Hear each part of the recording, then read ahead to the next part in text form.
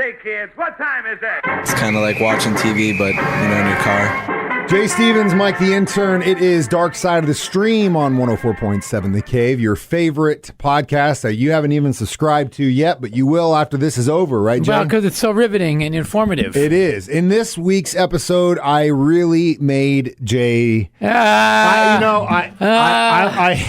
been on such a roll, picking some winners, man. But, picking some winners. First of all... And Mike sent me to college. If you go back and you listen to episode, I don't know, 25 or something like that. 25 of who? Of these. We've done over 30. That many We've of done these? over 30 now. Where was I? I know, dude, right?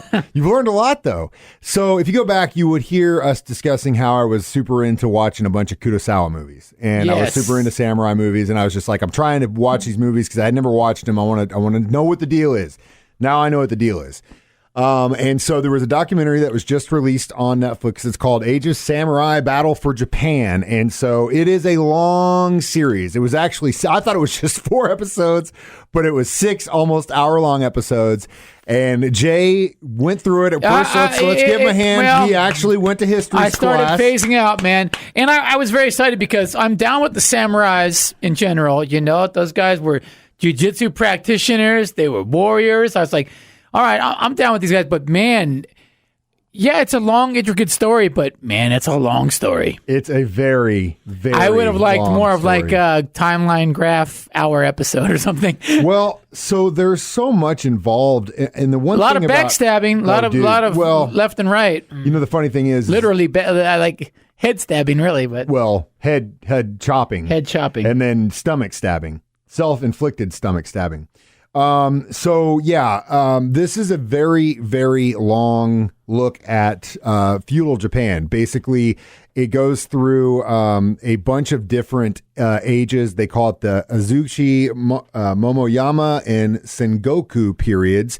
They call that the Warring States period. And basically, in this time of Japan, there was a bunch of different daimos, is what they called them. They were like the warlord dudes. Like the cliques, clans, their own clans, their own families. And in Japan, family name is mucho important, and we'll get into that a little bit later on. But to set the tone, Japan was basically divided up into different warring states, and at one point, someone goes, there were people alive that did not know what it was like to live in war. Right, you think about places like the Middle East right now. There are people that have been alive in certain countries in the Middle East where they literally were born into war. They're in war right now, and that was the way Japan was. But that was the way Japan had been for hundreds of years. And then it basically tells the story about how one guy kind of set the foundation, and then another guy came through after him to kind of unite not all of Japan, but the majority of Japan. So where it was mainly under one banner, but there was a lot of things that had to happen for that to happen because, like I said, there was a bunch of what they call daimos, and it's a crazy story. Like jungle warfare and stuff. Yeah. One interesting tidbit that I did learn is that they had guns. They had some guns. Yeah. I never would have known that. A Portuguese never knew trader, samurais had guns. I was, I guess, trying to get to Japan and they crash this ship. The historian actually makes the comment. He goes, there's a saying in Japan where everything that happened here happened by mistake, right? And so he got blown off course, ended up in Japan, and some dudes got these guns and. The guy who basically started this was just like, hey, because at first they were like, this is nothing. Look how long it takes them to load it. Look how, blah, blah. Yeah. The one guy who was kind of a crazy, the one who started it all, he saw the potential, used it, and it definitely went into his benefit. It's Dark Side of the Stream, your history lesson on 104.7 The Cave. Say, kids, what time is it? It's kind of like watching TV, but, in your car.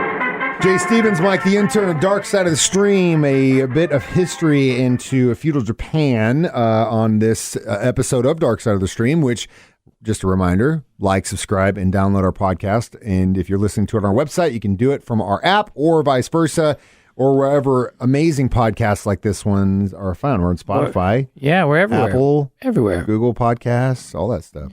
All right, so we're talking feudal Japan, the Age of Samurai Battle of Japan. Now, it starts with the death of the Oda clan's patriarch, and his name was Oda Nobunaga, and his heir came up, and everyone at the beginning were like, this dude's no good. He's no good. And actually, this thing that blew my mind was that some guy was so anti about this dude taking over the Oda clan that he actually killed himself as a form of protest in the beginning. Like, it's like if you got... That's how these Japanese used to get down like that, If you got promoted to general manager of the station... I'm general manager now. I'm going to kill myself because I can't deal with that. That's essentially... But you got to understand, Japan was extremely hardcore about certain things like this. And like, we're going to tell some stories that at least I learned throughout this that were just unbelievable. These dudes Another thing I learned about was that those monks were actually badasses. The Buddhist monks? Yeah, man. Yeah. At one point, Nobunaga was basically going through the clans and he was either like, you're either with me or I'm just going to destroy Kill you. y'all. He was not a very big Buddhist guy, and he had some point had done some things to where the Buddhists were like, this guy is no good. He doesn't follow the way. He's not old school, and we're going to stop him. And so he basically went through and massacred a ton of Buddhists. Now they were, again, they're peace loving essentially, but these dudes were peace loving. Yeah, no, they were down to defend. Hardcore. They were down to defend their turf. But he essentially like wiped him out, and that didn't set well with one of his people that would end up taking him over, which we'll get to that in a minute. So, did you ever watch Game of Thrones? I did not, but I was just going to say it's a Game of Thrones type of thing. It's extremely battle for the throne or battle through supremacy. I didn't watch Game of Thrones. I tried to make it through the first episode, and I was like, it didn't really pick up until midway, halfway through the first episode. Anyway, next season. Anyway, very similar to that. But the thing about this is this stuff was all written down.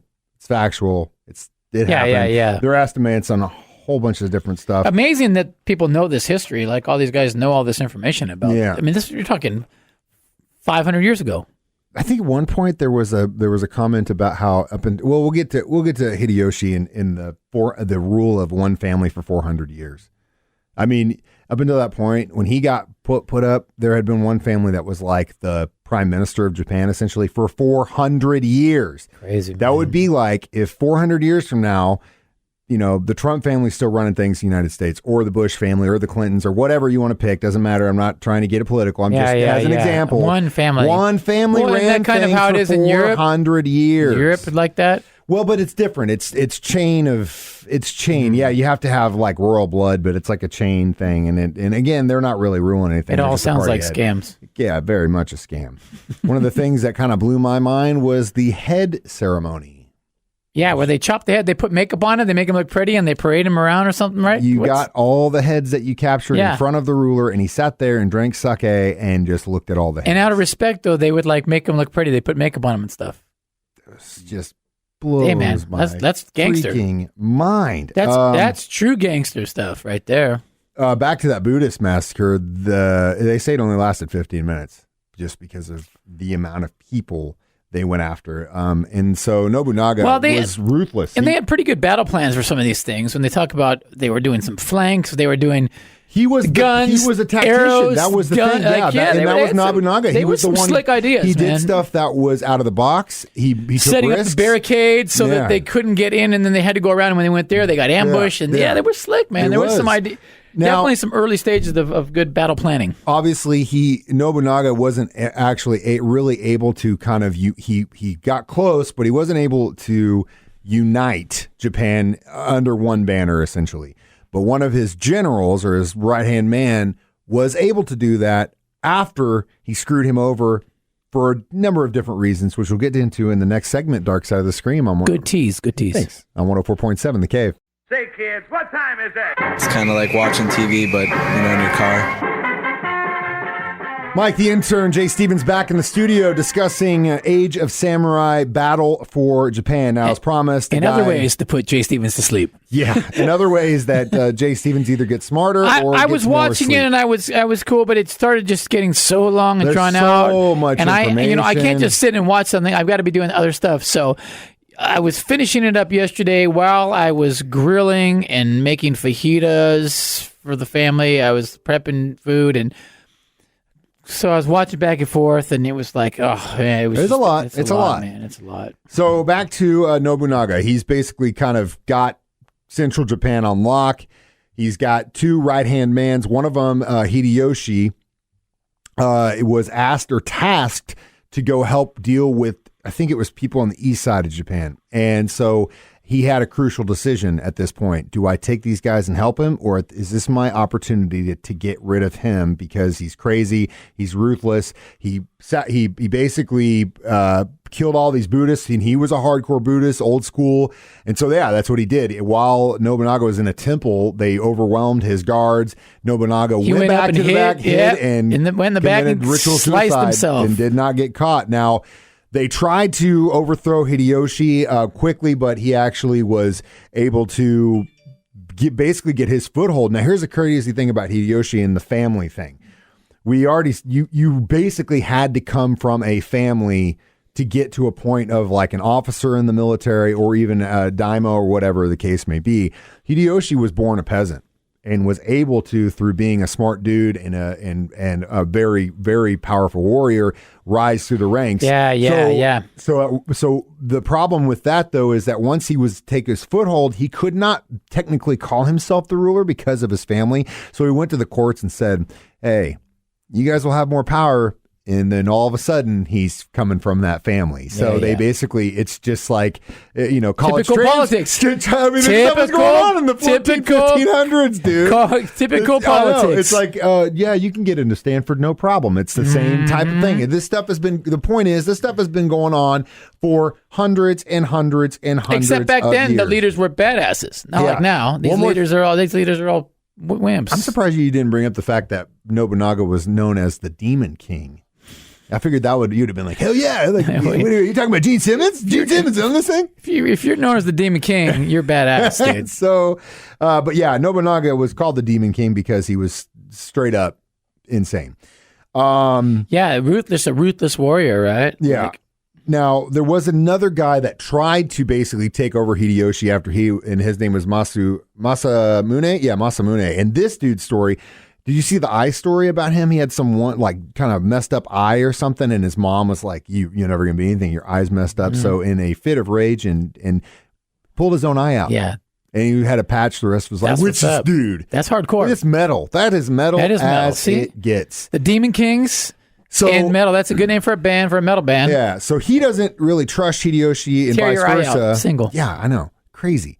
But basically, they end up coming to an agreement. And the way this is done, where if like you and I didn't trust each other, but we had to work together, basically the way this is work was you would give me a family member that meant something to you, your mom, your kid, and I would do the same. And they would live with us forever until if you screwed me, say goodbye to your family member. That's an interesting way to do it, right? Dude.